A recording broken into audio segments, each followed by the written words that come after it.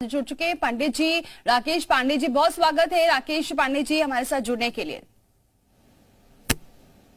जी राकेश जी जानना चाहेंगे, आज सबसे महत्वपूर्ण यही हो जाता है कि आज पहला दिन है क्योंकि आज माता की स्थापना की जाती है। तो सबसे पहले तो मैं आपसे यही जानना चाहूंगी कि शुभ मुहूर्त क्या है, कब घट स्थापना की जाए, कलश स्थापना की जाए, ये तमाम क्या विधि रहनी चाहिए, किस टाइम कौन सा सबसे शुभ मुहूर्त है जब माता की स्थापना की जाए? जी, सबसे पहले आप सभी दर्शकों को शारदीय नवरात्र की हार्दिक बधाई एवं अनंत शुभकामनाएं। मां जगत जननी की कृपा आप सभी जगतवासियों के ऊपर सदैव बनी रहे, सभी जगत का कल्याण हो। आज शारदीय नवरात्र का प्रथम दिवस प्रारंभ हो रहा है, जो आश्विन शुक्ल प्रतिपदा से प्रारंभ होता है। तो सबसे पहले तो घर की पूरी सफाई करने के बाद पूजा स्थल पर पूरी सफाई करके और लाल वस्त्र परिवेष्टित कर दें, वहां बिछा दें लाल या पीला वस्त्र। उसके बाद कलश स्थापन की जो विधि है वो बालू, सफेद बालू हो या मिट्टी हो, उसमें सप्तधान्य जौ, धान, गेहूं, मूंग, सावा, तिल इत्यादि मिश्रित करके थोड़ा जल डाल करके चौकोर जो है वेदी बनाई जाए। वेदी के ऊपर जो है अष्टदल कमल बनाया जाए। अष्टदल कमल के ऊपर एक कलश में लाल वस्त्र परिवेष्टित करके और रख दें। उसमें सबसे पहले गंगा जल डालें, गंगा जल के पश्चात जो है जल डालें, उसमें फूल, अक्षत, दुर्वा, द्रव्य, पंचरत्न, सप्तमृतिका, सर्वौषधि डाल करके और उस पर एक कोसे पर चावल रख करके उस पर अष्टदल कमल बना करके नारियल के ऊपर लाल कपड़ा लपेट करके उस पर रख दें और भगवान वरुण का ध्यान करते हुए उस पर आवाहन करें। सर्वप्रथम गौरी गणेश वहीं कलश के नीचे बना करके सबसे पहले गणेश और मां गौरी का आवाहन करें, जो विघ्न करता है भगवान गणेश, और उनका आवाहन करते हुए गौरी जी का आवाहन करें। पश्चात कलश पर जो है भगवान वरुण का सफेद वस्त्र धारण किए हुए ऐसे स्वरूप भगवान वरुण का ध्यान करते हुए उनका आवाहन करें और आवाहन के बाद प्रतिष्ठा करें। और जो मुहूर्त है वो आज सबसे अच्छी बात यह है कि पूरे दिन प्रतिपदा तिथि है, प्रतिपदा में ही कलश स्थापन किया जाता है। इसमें कुछ एक विशेष मुहूर्त होते हैं जो सूर्योदय से लेकर के सूर्यास्त तक कभी भी किया जा सकता है, लेकिन जो विशेष मुहूर्त है वो प्रातः 6:17 से लेकर के 8:27 के बीच।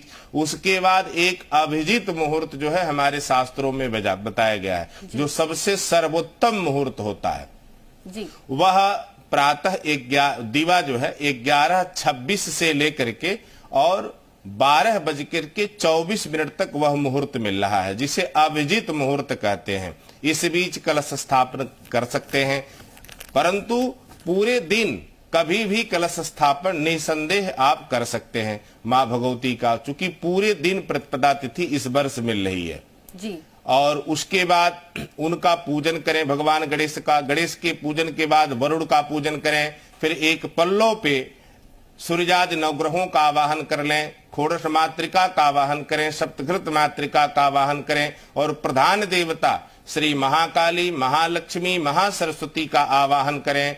ओम नमो दिव्यै महादिव्यै शिवायै सततम नमः। नमः प्रकृते भद्रायै निहताः पृहतास्मताम्। ऐसे ध्यान करते हुए भगवती का और पुनः जो है मां काली का ध्यान करें। जयंती मंगला काली भद्रकाली कपालिनी दुर्गा क्षमा शिवा धात्री स्वाहा सुधा नमस्तुते।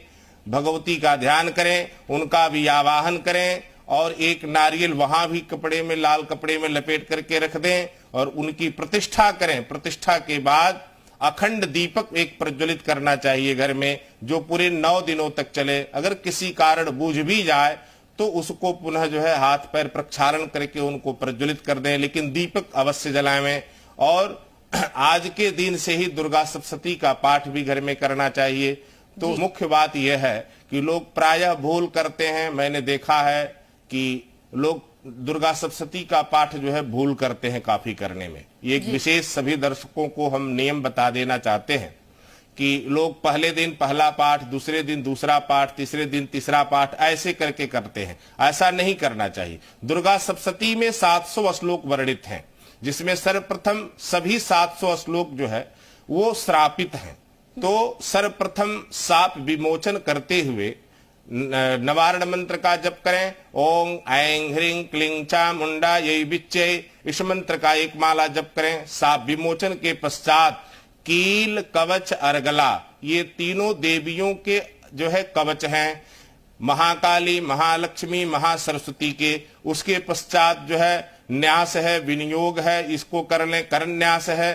तत्पश्चात तंत्रोक्त रात्रि सूक्त है, वेदोक्त सूक्त है। ये करने के बाद प्रथम अध्याय से लेकर के 13वें अध्याय तक नित्य पाठ करना चाहिए। उसके बाद 3 रहस्य बताए गए हैं, तो ये पूरा पुस्तक नित्य पढ़ना चाहिए, तब एक पाठ होता है और यह नित्य करने का विधान है। अगर ऐसा न कर पाए व्यक्ति तो केवल कील कवच अर्गला करने के बाद नवारण मंत्र का जप करें। और नवारण मंत्र के जप के पश्चात ये चूंकि मां भगवती का आराधना का पर्व है, तो इसमें महालक्ष्मी के लिए जो 3 चरित्र बताए गए हैं दुर्गा सप्तशती में, प्रथम चरित्र, मध्यम चरित्र और उत्तर चरित्र, तो मध्यम चरित्र का पाठ तो अवश्य कर लें। कील कवच अर्गला, मध्यम चरित्र, नवारण और क्षमा प्रार्थना और सिद्धि कुंजिका, इतना कर लेने से पूरे पाठ का बोध हो जाता है। परंतु जो विशेष नियम है कि पूरा दुर्गा सप्तशती का पाठ एक दिन करना चाहिए, तो 9 दिनों में 9 चंडी पाठ हो जाएगा। 9 पाठ निश्चित रूप से करना चाहिए जी। लेकिन और पंडित जी, आज चूंकि आज पहला दिन है, आज मां शैलपुत्री की पूजा की जाती है, तो उसके लिए क्या कुछ विशेष होना चाहिए? किस तरह से आज मां शैलपुत्री की पूजा करनी चाहिए? कौन सा भोग लगाना चाहिए, वो भी जरा दर्शकों को बताइए। जी, आज मां शैलपुत्री का दिवस है। प्रथम दिवस जो है प्रथम शैलपुत्री का दिन है, तो इसमें ये मां का स्वरूप सफेद वस्त्र धारण की हुई हैं। ये हिमालय की पुत्री हैं। इनको मां पार्वती के नाम से भी जाना जाता है। तो इनको सफेद वस्तुओं का भोग लगाना चाहिए। सफेद जो है गाय के दूध में बने हुए खीर का भी भोग लगा सकते हैं, जो वो खीर तीने का चावल का हो, चावल का नहीं, तीने का चावल जो फलहारी होता है। और सफेद हलवा भी बना सकते हैं। मेवा का जो है काजू का भी खीर बना करके भोग लगा सकते हैं। साथ में जो ऋतु फल है अनार, उनका भी भोग लगावें। सफेद मिष्ठान का ही भोग आज उनको लगाना चाहिए और उनका ध्यान करते हुए उनका पूजन करना चाहिए। ये विशेष रूप से सौभाग्यवती स्त्रियों को सौभाग्य प्रदान करती हैं। आधि दैविक, आधि भौतिक, आधि तापिक, ये तीनों तरह के सुख को प्रदान करती हैं और सभी विकारों को दूर करती हैं। घर में सुख समृद्धि प्रदान करती हैं। तो इनकी पूजा जो है आज निष्ठा पूर्वक नित्य जो है जरूर करनी चाहिए। मां भगवती जो है कलौ देवो महेश्वरः कहा गया है, भगवान शिव की अर्धांगिनी है मां पार्वती। तो इस कलयुग में इनकी मां शैलपुत्री की पूजा निष्ठा पूर्वक निश्चित रूप से करनी चाहिए हर सौभाग्यवती स्त्री को।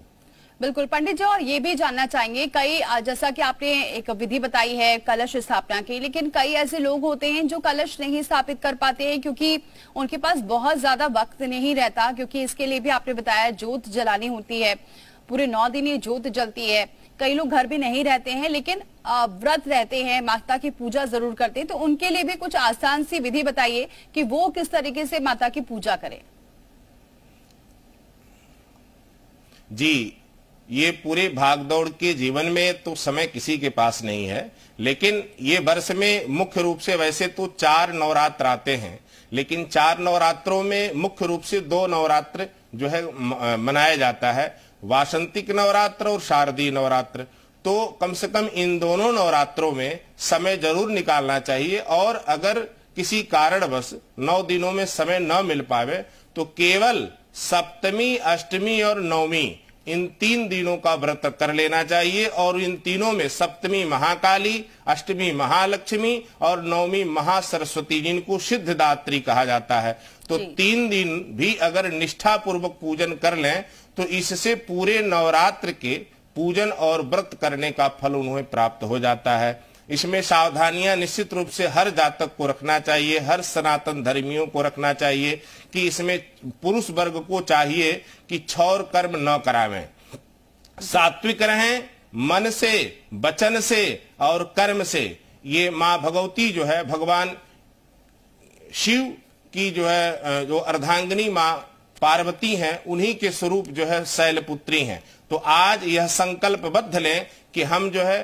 पूरे नवरात्र जो है न झूठ बोलें, न कोई ऐसा कर्म करें जिससे प्रायश्चित लगे, और उनका ध्यान करते हुए न व्रत रहें, लेकिन सात्विक आहार लें, लहसुन प्याज इत्यादि का भी परहेज करें। संभव हो सके तो घर में तो निश्चित रूप से परहेज करना चाहिए, बाहर भी परहेज अगर संभव हो सके तो निश्चित रूप से करें। और सात्विक मन विचार कर्म से रहते हुए भी अगर पूजन करते रहें तो पूरे व्रत का फल उन्हें प्राप्त हो जाता है। अगर समय नहीं मिल पाता है तो केवल नवार्ण मंत्र जो है मानसिक रूप से गाड़ी चलाते हुए, चलते हुए, ऑफिस में काम करते हुए मानसिक जप कर लेने से भी पूजन का फल उन्हें प्राप्त हो जाता है।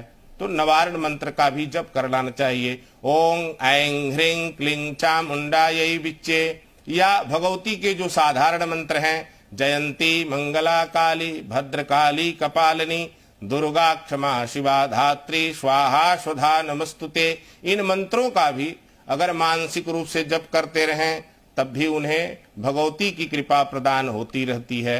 जी बिल्कुल पंडित जी, ये आपने अच्छी बात बताई कि अगर किसी के पास समय ना हो या फिर कम समय में भी वो इस तरह से पूजा कर सकता है, जाप कर सकता है। अच्छा पंडित जी, ये भी जानना चाहेंगे कि एक पंडाल लगता है जहां माता की स्थापना की जाती है, घर में अलग स्थापना होती है, तो क्या इसका भी कुछ अलग विधि विधान है?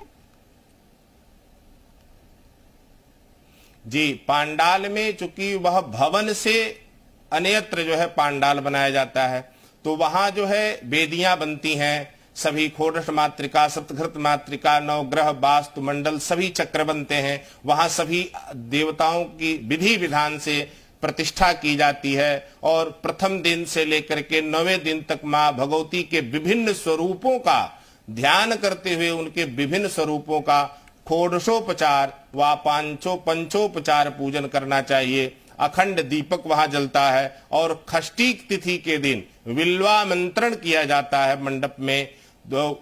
पूरे साजबाज के साथ श्रद्धा पूर्वक हम बेल के पेड़ के पास जाते हैं और निमंत्रण लिखते हैं कि हे मां भगवती, आप भगवान शिव के साथ इस मंडप में उपस्थित होवें। भगवान शिव, चूंकि विल्व पत्र का जो पेड़ होता है उस पर भगवान शिव की कृपा होती है, उनका स्वरूप माना जाता है, इसलिए उस वृक्ष में जाकर के हम पत्र बांधते हैं, जिसको कहते हैं विल्वामंत्रण।